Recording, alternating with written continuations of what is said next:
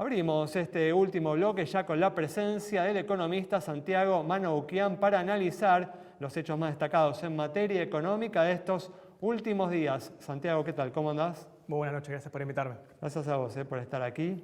Y bueno, como hablábamos en el primer bloque, el gobierno anunció esta semana un conjunto de medidas económicas destinadas a compensar la pérdida de poder adquisitivo generada por la devaluación del día siguiente a las elecciones.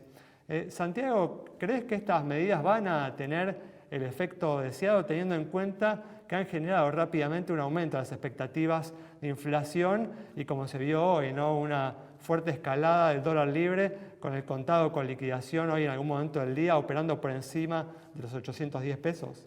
Bueno, exactamente, el salto devaluatorio que vimos el día pospaso no va a generar un impacto real en la economía porque fue tomado en un contexto de escasa credibilidad o reputación en el equipo económico, con muy pocas reservas y por fuera de un plan integral. Es decir, un salto devaluatorio podría ocurrir dentro de un plan de estabilización, con acuerdos de precios, con medidas fiscales y monetarias y tener otro efecto. Pero actualmente estamos viendo un pass-through, un traslado de los precios muy rápido, muy violento, muy elevado. Y en ese sentido, ya los precios capturaron, sobre todo el precio de los transables, gran parte de ese salto devaluatorio. Por lo tanto, ya vemos que probablemente a fines de septiembre la ganancia real del salto de tipo de cambio ya la pierdas. En ese sentido, estas medidas compensatorias del gobierno creo que son parciales, llegan un poco tarde de un salario real que ya venía deteriorado en los últimos meses por la aceleración inflacionaria que habíamos tenido, exceptuando esta moderación temporal que tuvimos en junio y julio. Entonces, esta inflación que estamos previendo que sea entre agosto y septiembre del orden del 22-23%, fíjate que es muy similar al salto de la devaluación, difícilmente tenga un impacto estas medidas en recuperar ese poder adquisitivo que probablemente veamos que este año sea el sexto año consecutivo de caída del salario real en Argentina, ¿no? Claro, justamente hablábamos antes del inicio del bloque que ustedes hoy ya tuvieron el resultado de la inflación de agosto, bueno, una cifra bastante negativa. Bueno, fue un dato récord para nuestro IPC GBA Ecolatina que nos dio ahora en agosto un 11,2%. En la primera quincena de agosto ya había mostrado una aceleración en los precios. Recordemos que el precio de la carne de vacuna ya había empezado a subir. El blue previo a las elecciones había trepado a la zona del 110%. Y el crawling peg del tipo de cambio oficial, recuerden que antes del salto devaluatorio ya había empezado a acelerarse a la zona del 12% mensual. Por lo tanto, ya había presiones inflacionarias previo al salto cambiario. Bueno, por la forma en la que se dio el salto cambiario y porque además la brecha cambiaria no se redujo. Ya habíamos vuelto a los mismos niveles que teníamos previo a las PASO. Eso genera obviamente una incertidumbre muy grande sobre si el gobierno va a poder mantener esos 3,50 fijos hasta al menos las elecciones generales. Y eso mantiene las expectativas devaluatorias y las estrategias de cobertura a la orden del día. Por lo tanto, la incertidumbre hace que vos no puedas como hacedor de política económica coordinar expectativas hacia adelante. Por lo tanto, cuando uno vea en el próximo relevamiento del Banco Central expectativas de inflación, probablemente vea un nuevo ajuste al alza. Para el año nosotros estamos esperando un 162%. Bueno, justamente en relación a este punto que señalás, esta necesidad de coordinar expectativas entre las medidas que el gobierno viene anunciando en los últimos días, se encuentra este acuerdo con más de 400 empresas para imponer una pauta de aumentos de precios del 5% mensual. ¿Crees que esto puede servir a ese objetivo de coordinar expectativas? Bueno, recordemos que Precios Justos ya nació sobre finales del año pasado y que en algunos mercados temporalmente te puede ayudar a reducir algunas presiones inflacionarias, pero la verdad que la zanahoria que ha tenido el gobierno para las empresas que formaban parte del plan ha sido históricamente, desde que comenzó, darles mayor acceso al mercado oficial de cambios para poder importar, por ejemplo. Bueno, la verdad que con el nivel de reservas actuales que tenemos en mínimos históricos, ya era una promesa que sonaba bastante poco creíble desde el comienzo y creemos que lo va a seguir siendo en los próximos meses. En segundo lugar, una política de acuerdo de precios por fuera de un plan integral, insisto en esto, tiene muy poca efectividad. Puede mejorarte algo en el corto plazo, pero después eso se va a terminar dando vuelta, ya lo hemos visto en más de una oportunidad. Por lo tanto, un plan de estabilización que puede implementar el nuevo gobierno puede contemplar un acuerdo de precios y salarios, pero también, como yo decía antes, atacar la pata fiscal, la pata monetaria, desindexar un poco la estructura de precios de la economía y ahí sí podría tener un poco más de impacto. Actualmente no creo que esto pueda ocurrir y en tal caso lo que estamos viendo en algunos mercados como el de combustibles es que cuando vos fijás un precio máximo puede haber desabastecimiento, entonces puedes tener una complicación ahí. Por lo tanto, te diría que los efectos de las últimas medidas, incluso algunas que se fueron tomadas previo a las PASO, son lamentablemente más inflación y menor actividad económica. Justamente, ¿no? Este 11,2% me dijiste, Sí. ¿no? Que les dio la inflación de agosto. ¿Consideran que va a ser el piso o va a ser el techo de cara a los próximos meses?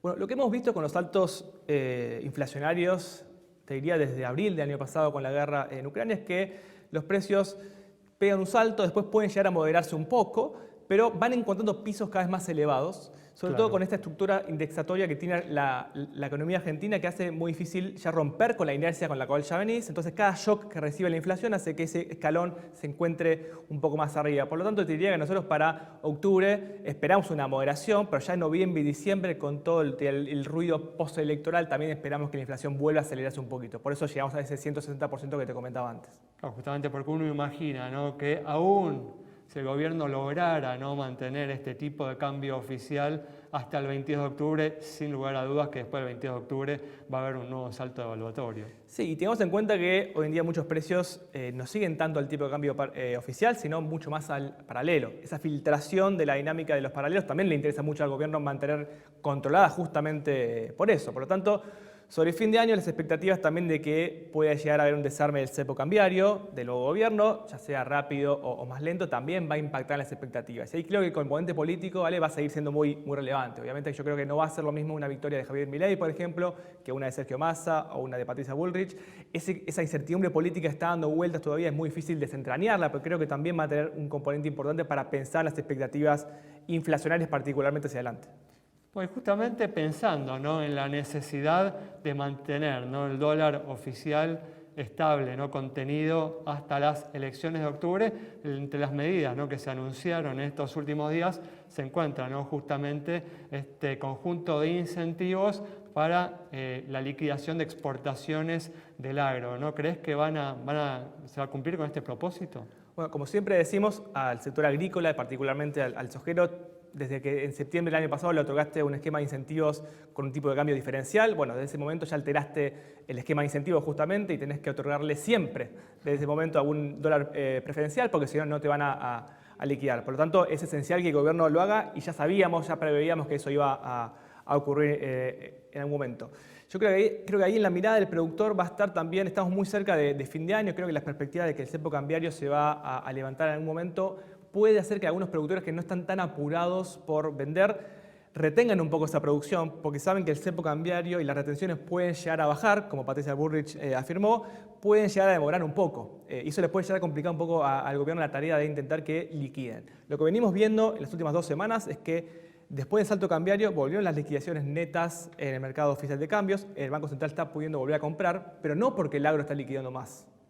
No sabemos todavía si es porque hay algún otro sector que está liquidando o quizás fundamentalmente que el gobierno está restringiendo más los pagos, ¿sí? Pero todavía no estamos viendo el agro volviendo ahí a liquidar. Lo que sí hemos visto es que el Banco Central por lo menos dejó de perder reservas en relación a lo que había sucedido ante las elecciones, ¿no? Eso era muy importante, poder lograrlo y el salto del tipo de cambio oficial apuntaba directamente a eso. Si vos no empezabas a comprar un poco más de divisas, que además muchas veces las seguís usando para intervenir en los tipos de cambio financieros, por lo tanto lo que te entra por un lado lo usás para otro lado. Pero digo, si no lograbas eso, al menos como todavía no lograste controlar la brecha cambiaria, las expectativas se hubiesen desanclado todavía más. Bueno, lo lograron, pero probablemente mediante más restricciones también. Para cerrar, ¿no?, mencionaste justamente la importancia de lo político, ¿no?, lo que pueda suceder con la economía en estos próximos meses. ¿Cuál de los candidatos, si te animás a decirlo, te parece que tiene hoy las propuestas económicas más convincentes?